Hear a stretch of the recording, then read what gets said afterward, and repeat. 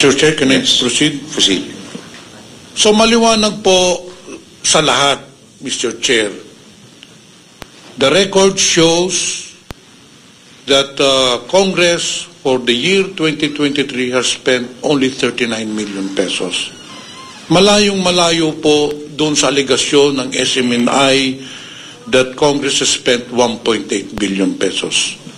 Now let me read again so that the SMNI officers will be enlightened.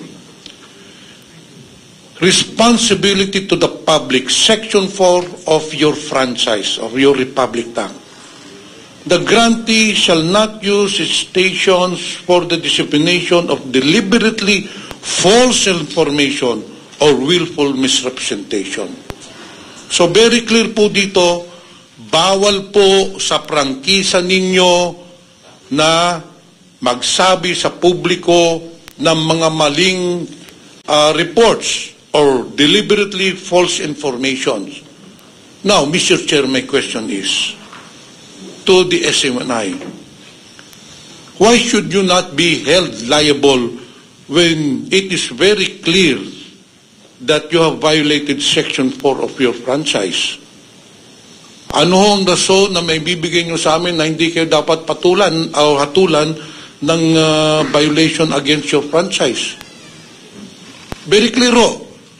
Ang aligasyon no ng SMNI, 1.8 billion pesos ang ginastos ng Kongreso sa traveling expenses.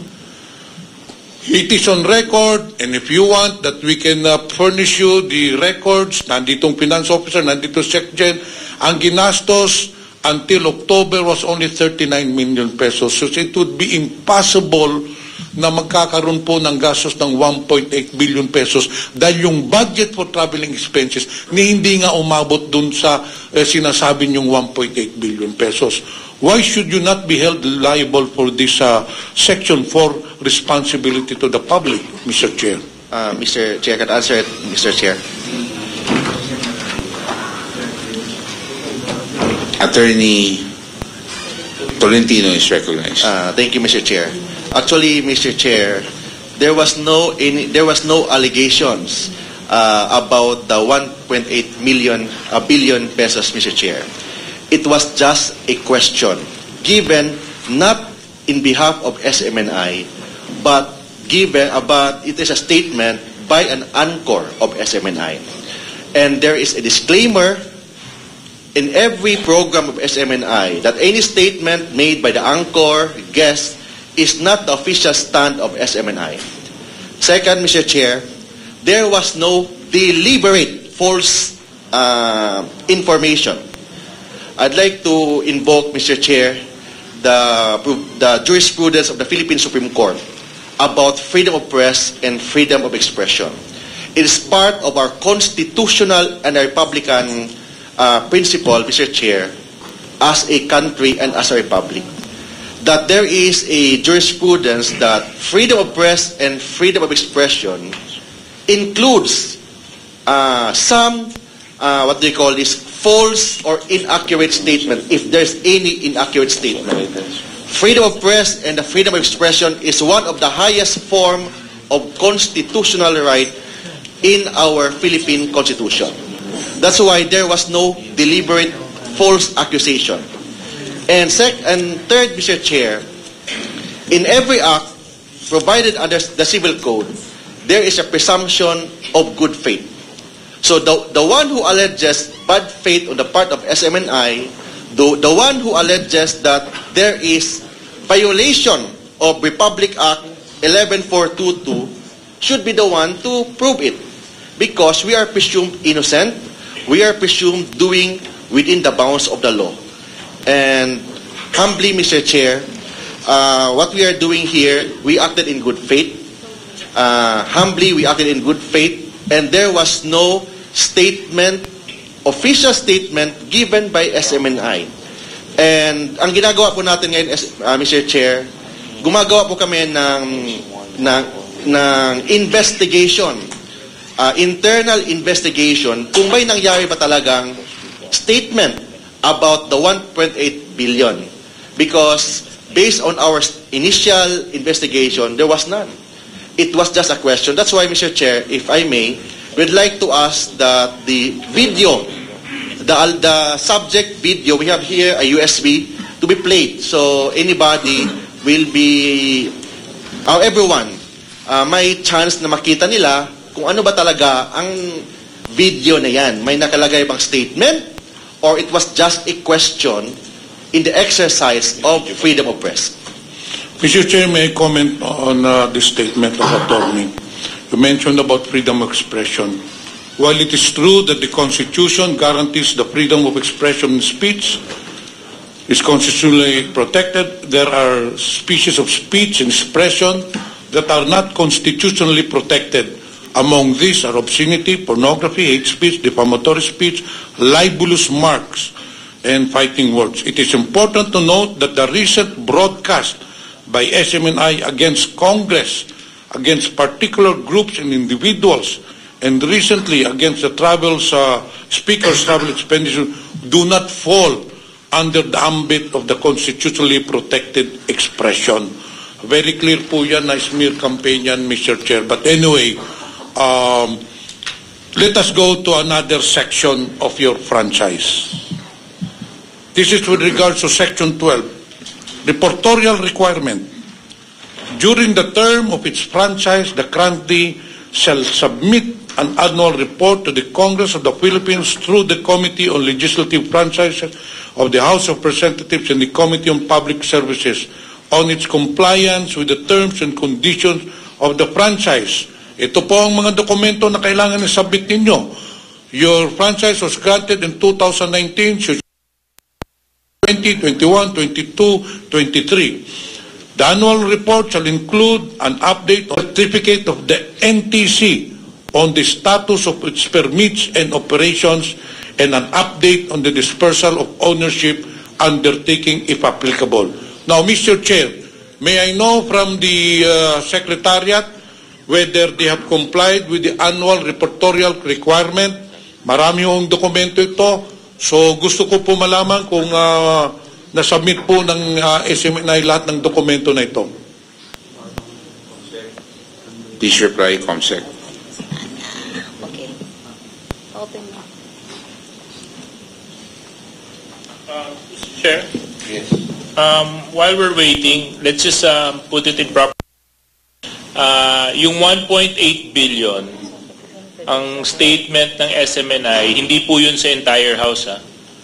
Yung 1.8 billion, sa speaker lang yun. Hindi mo sinabi, hindi nila. If I may, Mr. Chair, we deny that there's a statement. It was just a question na answerable by yes or no. Oo nga. Well, I'll have my time with you later, don't worry.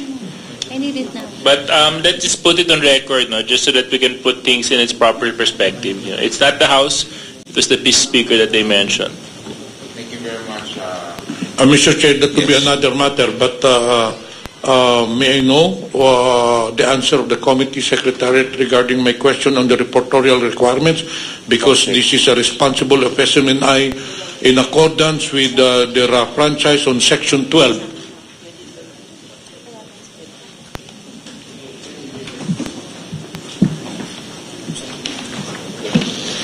Mr. Chair. Okay, before who's asking, who's requesting to be recognized?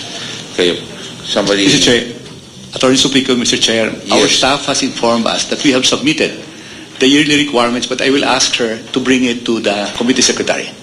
Okay, thank you. Thank you, Your Honor. Mr. Chair, may I know kung anong year po yun? Kasi you are required to submit every year. Starting 2020. Na-approve yung prangkisa ninyo August 2019, so dapat starting 2020. But I will ask our staff to bring our documents to the committee secretary. Was it for duly perusal. received by Congress, yung sinapit ho ninyo? Iba ho yung, kasi we had a hearing sa Meralco, we have to reconcile, kasi sabi ng Meralco, nag-submit sila for 20 years, but upon verification, ang nasubmit lang nila, duly submitted, duly received by Congress, 7 years lang.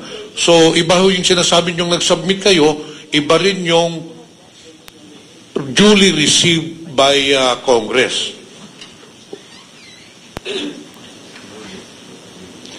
Comsec, do you have the records?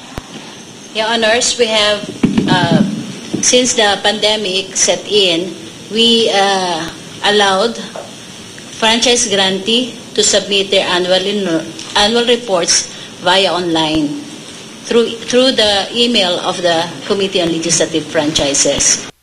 The Suarasug Media Corporation, based on our record, submitted their annual reports for the year 2023, 2022, 2021, and 2020, and it includes the latest audited financial statement, the latest general information sheet, certification on good standing issued by the SEC.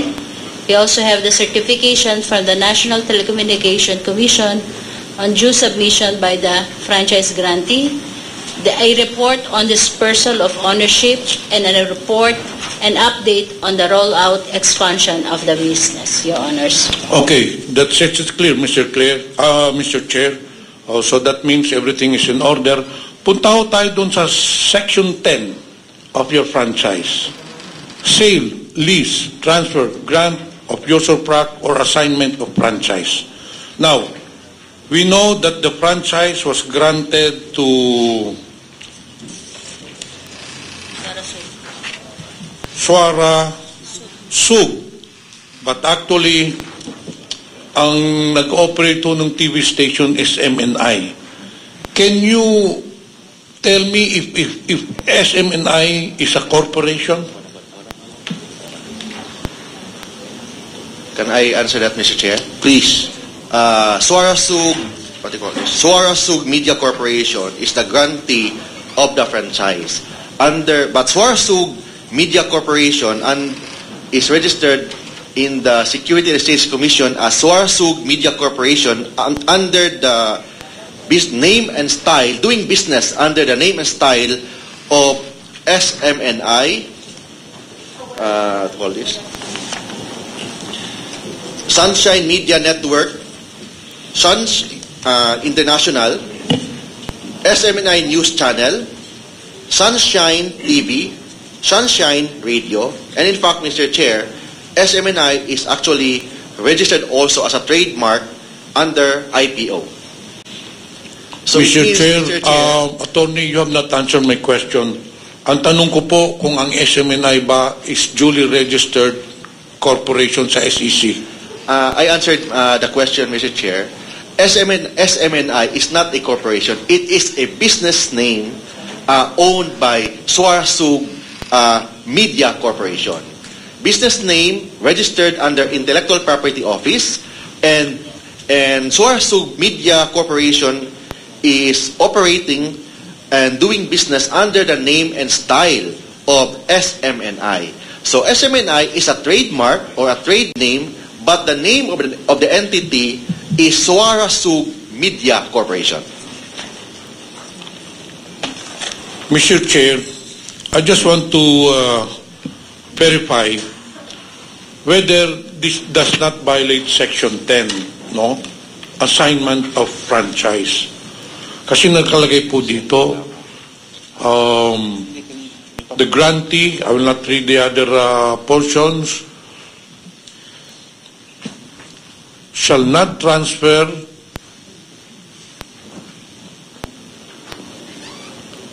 or assign the assignment of franchise or the rights of privileges acquired thereafter. So, in short, Mr. Chair, tinatanong po natin sa SMNI kung hindi ba ninyo inassign ang franchise sa SMNI ng Suarasug?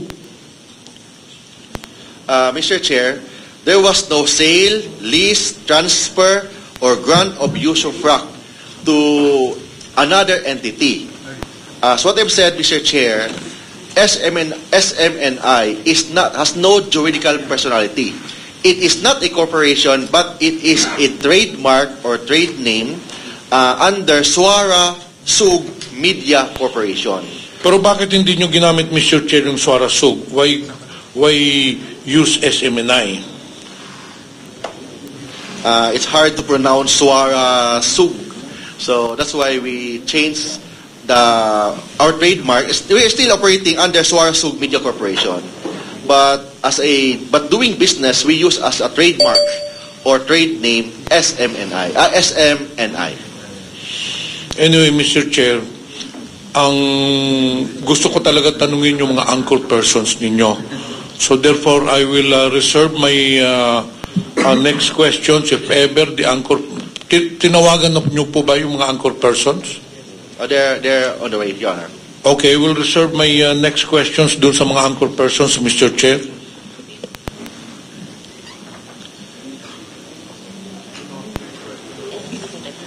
Before we proceed, the Chair recognizes the Senior Deputy Speaker, Aurelio Dong Gonzales of the 3rd District of Pampanga. Welcome, sir, to the hearing of the Committee on Legislative Franchise.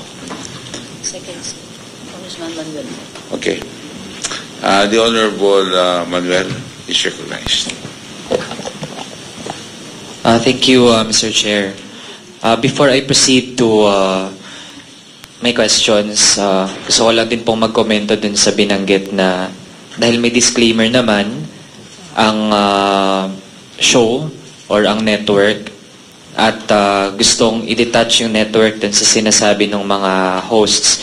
Tingin po natin hindi obra ko all the time yun yung i-invoke. Kasi ibig sabihin nun, wala na tayong mapapanagot pag ganun. Ibig sabihin, kahit sino pa pala yung magsalita dyan na co-trend na kasinungalingan ang mga sinasabi sa network, hindi pa rin mapapanagot ang network kung yung disclaimer yung gagamitin bilang shield dun sa mga maling pinapakalat. Now, Mr. Chair, I would like to address my questions to KBP. So, I'd like to clarify, Mr. Chair, lahat ba ng mga media networks are bound by the Journalistic Code of Ethics?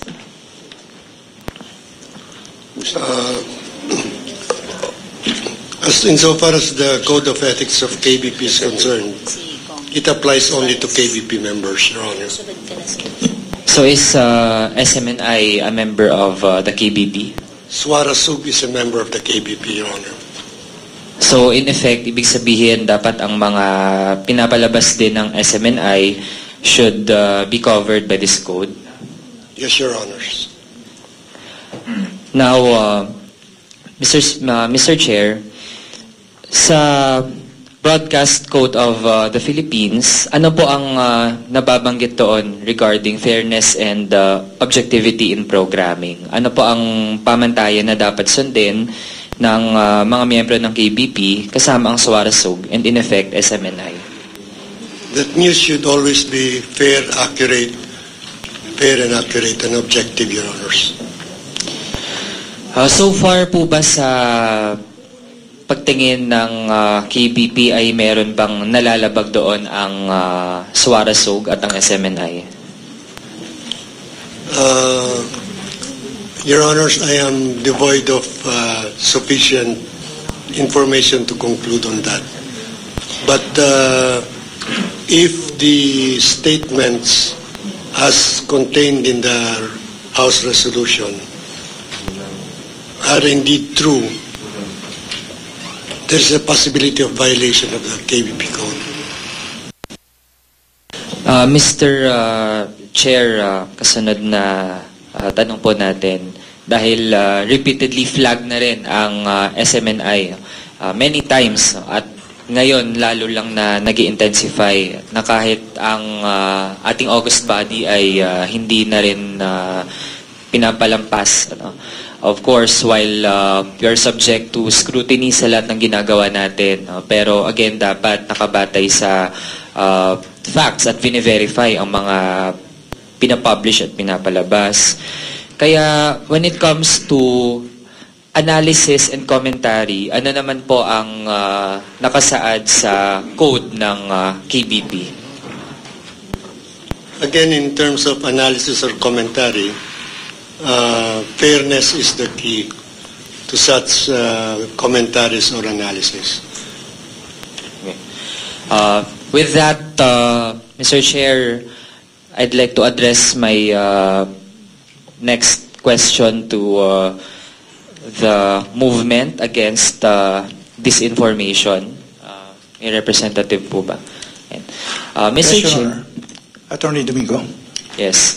Aside from the contents of the resolutions and, for example, ang binanggit tungkol sa budget ng House and ang naging mga threats din sa ating kapwa mambabatas, ano pa yung ilan sa mga examples na na-observe ng inyong organization regarding the type of reporting or what's being released by SMNI?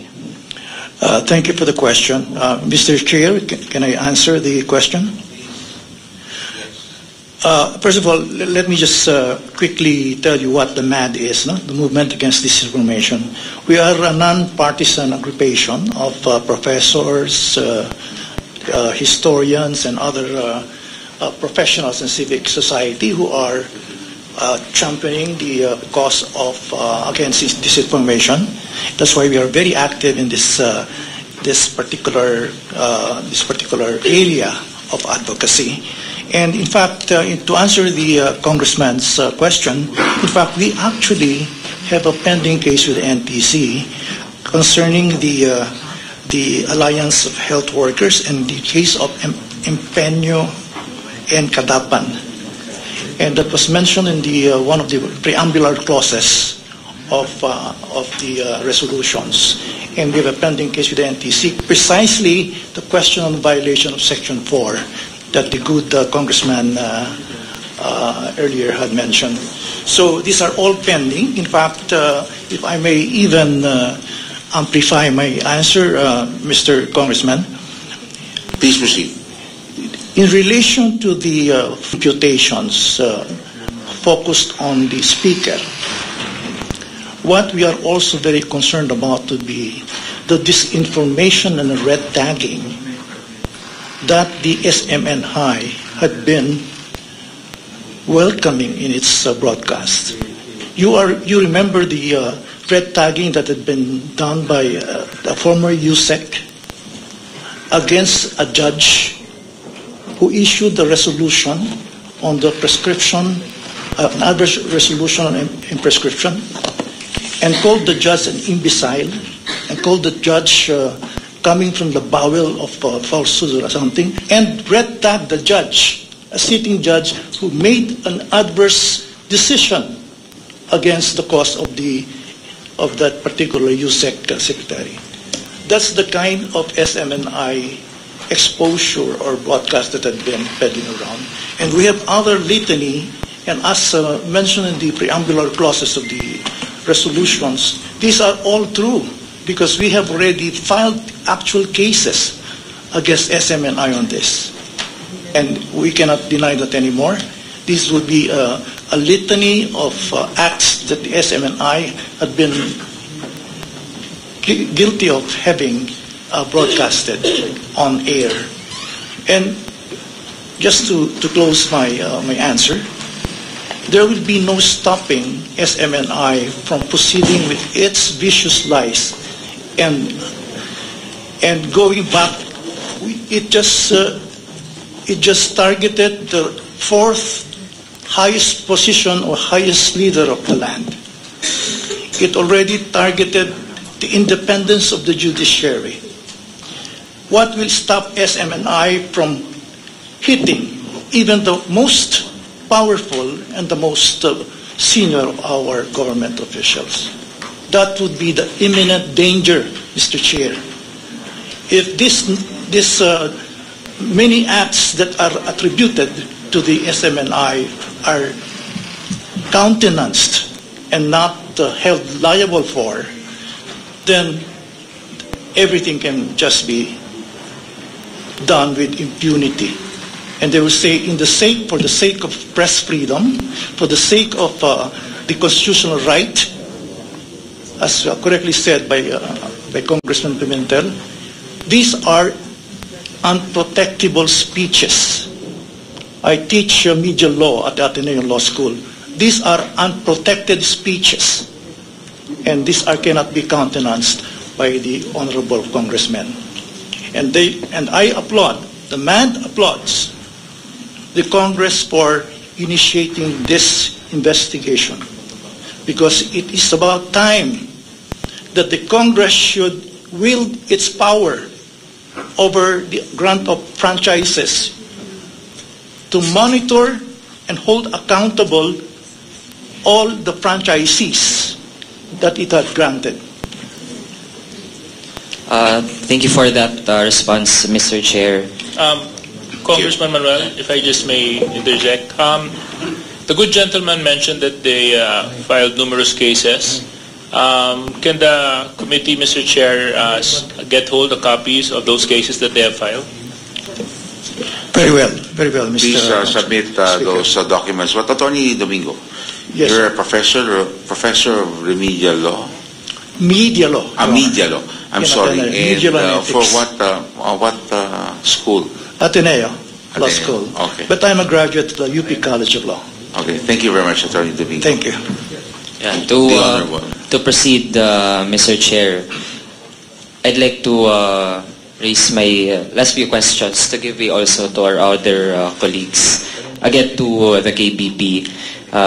Given na may mga ganito pong nababanggit, ano naman ang mechanisms ng KBP with regard to its members? At least maybe to advise, kung kaya pang mag-guide, to guide them, or at worst cases to like tap or warn members who might have done violations of the codes that pertain to how journalists should act and do their responsibilities. Your Honor, first of all, maybe clarify the structure. KBP's members are not the anchors or the reporters. KBP members consist of the networks that are franchise grantees. The news and public affairs people in the station are members in the sense that they are attached to a member network. What we do is first, we accredit the persons who go on the air in a network station, and they are given lectures on the Code of Ethics and required to take an exam and to pass it. That is how we hold these anchors and staff of member networks accountable, because if they are found to be in violation, then we withdraw their accreditation. By the way, earlier, on the question on is Suarezug accountable, we make a distinction on the accountability of the anchors, the newscasters, etc., and the accountability of the network. Generally, if the network fails in its duty to give proper advice or reprimand or conduct investigation on violations of its anchor people, news people, then it can be held accountable. But primarily, we hold the on-the-air personality responsible for what they say on the air. There is a standards authority in the KBP, which is quote-unquote the courts of the KBP. They consist of 4 divisions of 4 members each. And their task is to try cases involving cases brought before KBP for violation of the KBP Code of Ethics. So if a